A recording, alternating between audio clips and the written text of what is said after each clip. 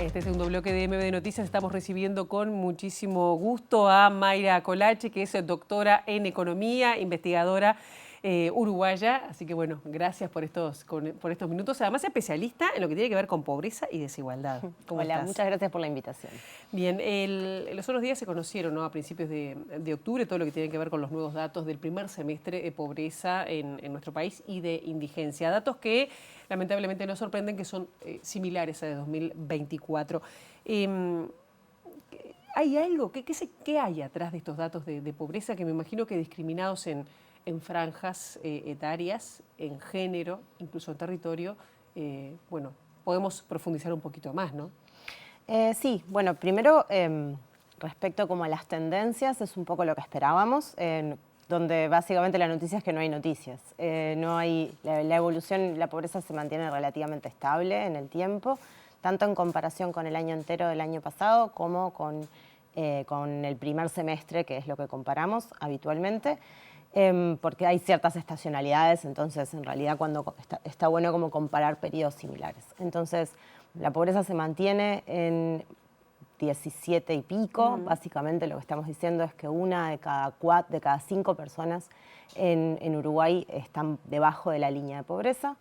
Y a la vez esas tendencias también mantienen lo que estábamos sabiendo de pobreza en otras, cuando lo pensamos como por categorías. Entonces, se mantienen resultados relativamente similares entre mujeres y varones. Esto es algo que también sabemos y que también esperamos, porque recordemos que la pobreza en realidad se mide a nivel de hogares. O sea, no es una característica de los individuos por la forma en que lo medimos, sino que es una característica del hogar. Y más o menos hay la misma cantidad de mujeres y de varones en los hogares, y no hay una sobrerepresentación necesariamente de las mujeres en los hogares pobres. Pero ¿por qué entonces en los hogares el 14% de los hogares son pobres?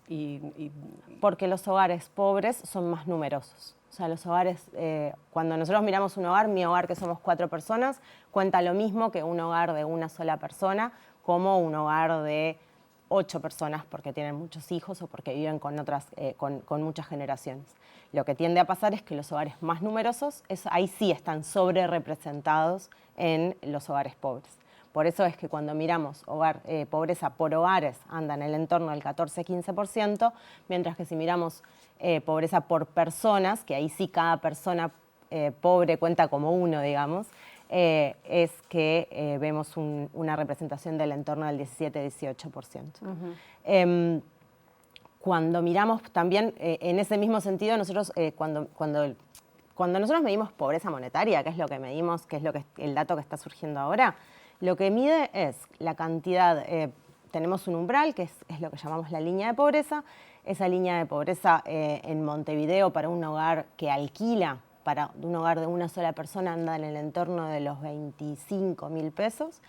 Y lo que hacemos por otro lado es juntar todos los ingresos que tengan los hogares, ¿no? Entonces vos tenés ingresos que pueden venir principalmente en Uruguay, principalmente por el mercado laboral, pero también pueden haber ingresos por jubilaciones, por pensiones, por transferencias del Estado, por alquileres, rentas, etcétera.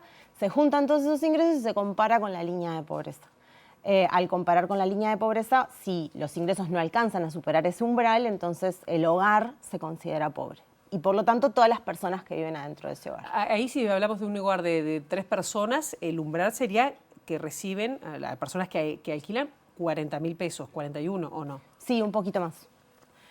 Sí, por eso, porque también hay cierta escala en el consumo, ¿no? O sea, Claro. no es lo mismo vivir sola que vivir con más personas. Entonces, a medida que van aumentando la cantidad de personas, el umbral aumenta, obviamente, porque necesitamos más dinero para más personas, pero a la vez aumenta menos que proporcionalmente, porque hay una parte que tiene que ver con vivir en hogares que compartimos gastos, digamos. Claro.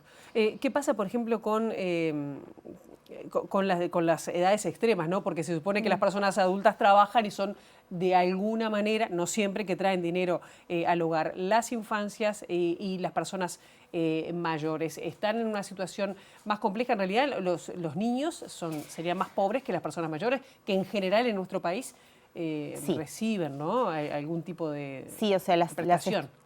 Uruguay tiene un perfil etario de pobreza que es muy marcado y que es básicamente así desde que tenemos medición de pobreza monetaria.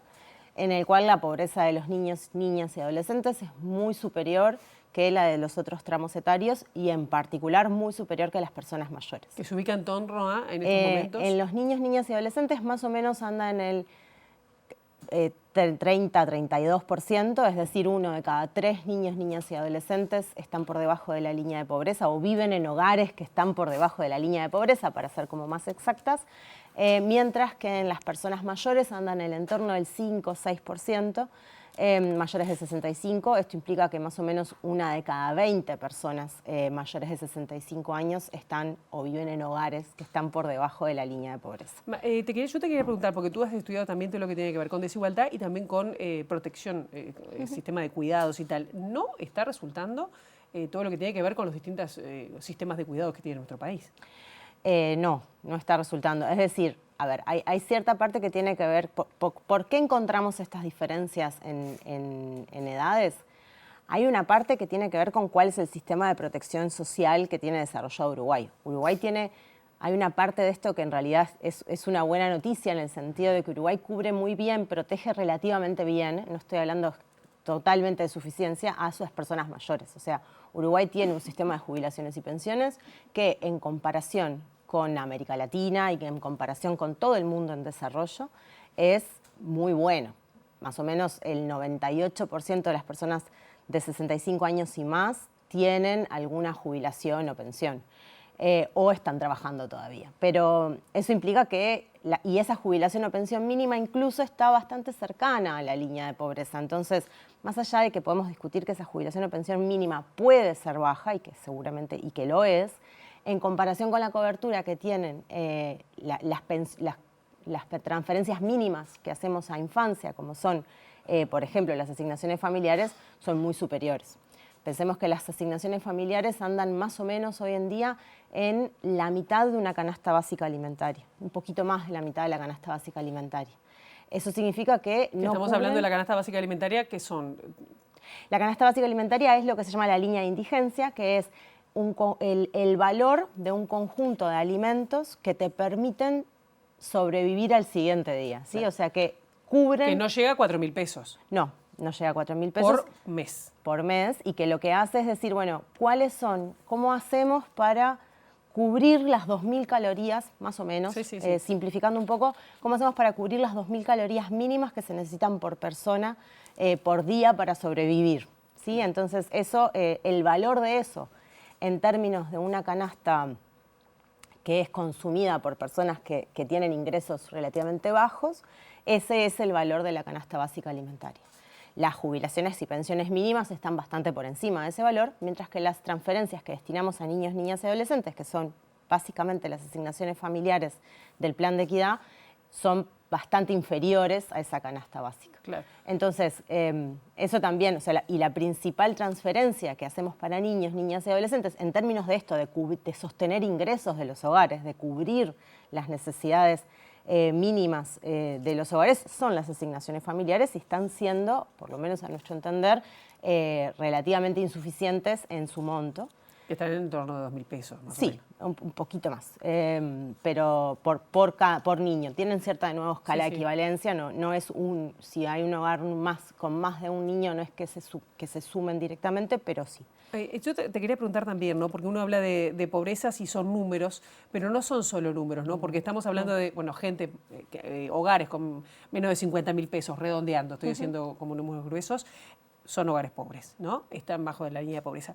Pero ¿qué pasa con el impacto que tiene en el desarrollo de los niños y niñas que viven en esos hogares, que tienen hipotecada, pienso, gran parte de lo que es su vida futura? No es solo que un mes los padres ganen más o tengan más ingresos. Sí, a ver, la pobreza... Eso también se estudia. Claro, sí. De hecho, también lo estudiamos tanto en el Instituto de Economía de la Universidad de la República como en otras áreas de la universidad. La pobreza infantil tiene como varias líneas a partir de las cuales nos puede parecer absolutamente inadmisible. Hay una que tiene que ver con la pobreza en general, ¿no? O sea, la pobreza nos puede parecer inadmisible porque hay cociudadanos que no están alcanzando los ingresos mínimos para vivir en sociedad y eso nos parece inadmisible en general. Pero hay un segundo argumento que es particular a la pobreza infantil, que es que no podemos de ninguna manera considerar a los niños, niñas y adolescentes responsables de su situación de pobreza. Porque si hay algo que no queremos es que los niños, niñas y adolescentes trabajen. Es decir, viven en un hogar que está en situación de pobreza, pero no están y no queremos que estén en situación de generar ingresos para salir de esa situación. Pero hay un tercer argumento que viene en la línea de lo que vos estabas diciendo, que tiene que ver con esto de lo que llamamos trampas de pobreza o transmisión intergeneracional de la pobreza, porque la condición de pobreza presente condiciona fuertemente los resultados futuros y por lo tanto la posibilidad de salir de la pobreza en el futuro. Es decir, la condición de pobreza en la actualidad para los niños y niñas condiciona su capacidad de permanecer en los centros educativos, condiciona su capacidad de efectivamente adquirir conocimientos. Y esto tiene que ver con el estrés que genera la situación de pobreza. Es un estrés que genera situaciones como de estrés crónico, que tienen que ver además de la privación, con la inseguridad que genera la situación de privación. Y también con los problemas que generan las privaciones en términos nutricionales y de desarrollo en la capacidad de prestar atención, claro, de estar en ciertas condiciones que nos permitan aprender. Y la educación es una de las condiciones básicas para después tener acceso a generar mejores trabajos o generar recursos en el futuro. Entonces, estos tres argumentos son grandes argumentos para decir la situación de la pobreza infantil es algo que deberíamos atacar fuerte y directamente a nivel del Estado y a nivel de la sociedad. Ya tenemos que cerrar para un comentario muy breve.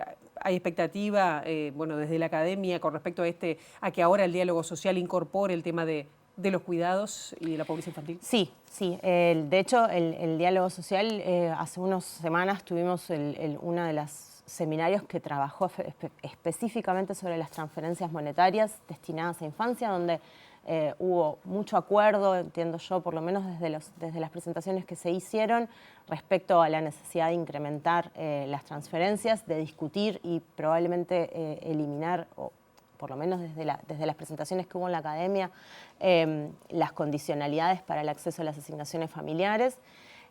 También la incorporación de otras prestaciones como pueden ser las becas, que ahora incluso están planteadas en este presupuesto. Y se viene ahora la discusión, este jueves tenemos respecto a educación y cuidados en el diálogo social, y hay toda una discusión posterior sobre cuidados, y hay una gran apuesta a que esta pueda ser el espacio primero de discusión, pero también de donde puedan surgir políticas que efectivamente logren combatir de forma directa y mirar a la cara a este problema y efectivamente intentar reducir esta desigualdad. Mayra Colache, nos quedamos con muchas cosas para pensar y bueno, y con expectativas. Gracias. Muchas gracias a ustedes.